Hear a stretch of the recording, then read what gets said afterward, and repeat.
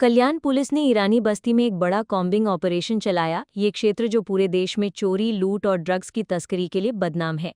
DCP Atul Zende और ACP Ashok Honmane की leadership में हुए इस ऑपरेशन में 100 से ज्यादा पुलिस अधिकारियों और कर्मचारियों ने हिस्सा लिया।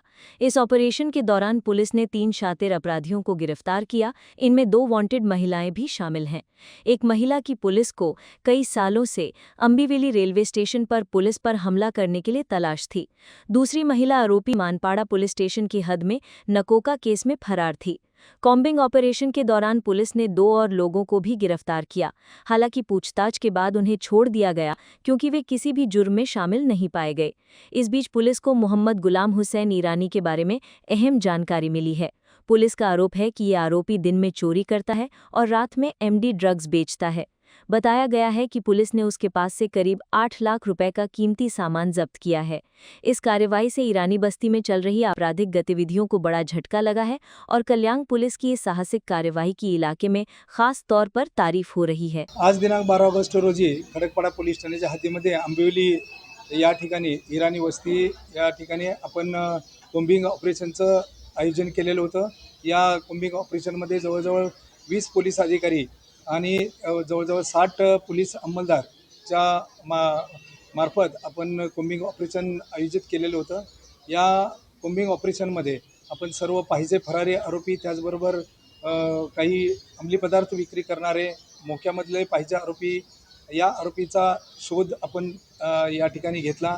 त्यामध्ये एकूण 5 जणांना ताब्यात घेतलं। त्याच्यामध्ये 3 पुरुष आरोपी आणि 2 महिला आरोपी होते।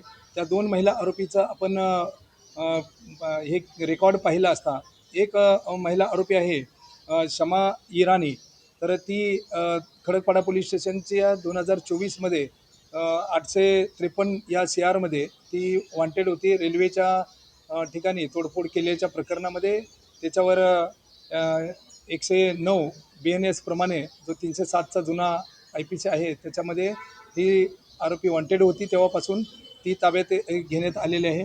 त्याचबरोबर दुसरी जी आरोपी आहे महिला नफिसा इराणी, ती 2016ला एक मानपाडा पोलीस स्टेशनचा रॉबरीचा गुन्हा होता। त्याच्यामध्ये MCOC कलमांतर्गत कारवाई झालेली होती। 2016 पासून ती वॉन्टेड होती। सदर महिला आरोपीसुद्धा यामध्ये मिळून आलेली आहे। तिला या ठिकाणी आपण ताब्यात घेऊन पुढील कारवाई करीत आहोत। त्याचबरोबर एक दुसरा आरोपी आहे मोहम्मद गुलाम हुसेन जाफरी उर्फ शाहरुख, तर हा आरोपी 4 पोलीस स्टेशनला वॉन्टेड आहे। एक कुळगाव पोलीस स्टेशन, त्याचबरोबर पुणे वाकेड या ठिकाणच्या पोलीस स्टेशनला 3 गुन्हे यामध्ये वॉन्टेड आहे।